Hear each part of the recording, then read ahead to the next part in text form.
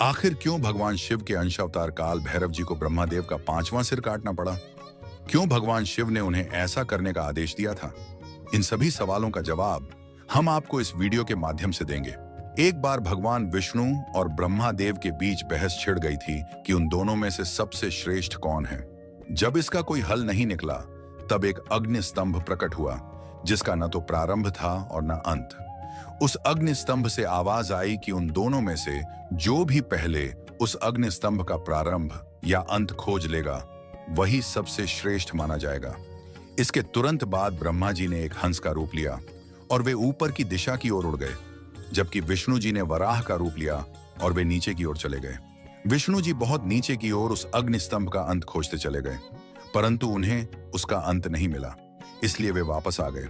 वहीं ऊपर की ओर ब्रह्मादेव को भी उस अग्नि स्तंभ का प्रारंभ नहीं मिला, इसीलिए उन्होंने एक योजना बनाई और वहां खड़े केतकी फूल से कहा कि वह झूठ बोले कि उसे उस अग्नि स्तंभ का प्रारंभ मिल गया है। फिर वे वापस विष्णु जी के पास चले आए। तब उस अग्नि स्तंभ ने विष्णु जी से पूछा कि क्या उन्हें अंत मिल गया।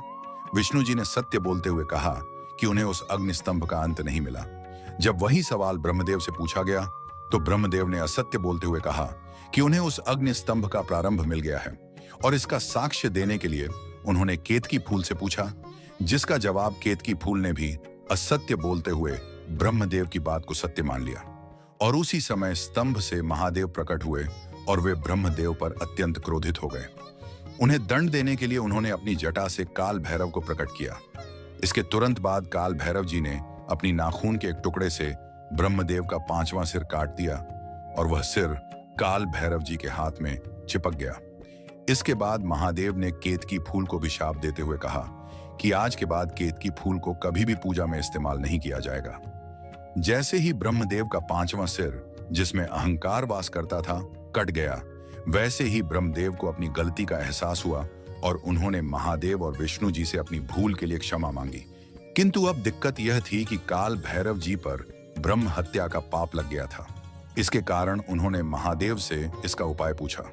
महादेव ने कहा, हे काल भैरव, तुम अब पृथ्वी लोक पर जाओ और जिस जगह पर ब्रह्मदेव का सिर तुम्हारे हाथ से गिरेगा, उस दिन तुम्हें ब्रह्म हत्या के पाप से मुक्ति मिल जाएगी।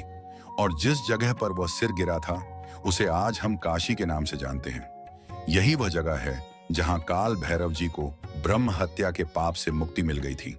इसके बाद वे वहीं बस गए और महादेव ने काल भैरव जी को काशी का कोतवाल नियुक्त किया।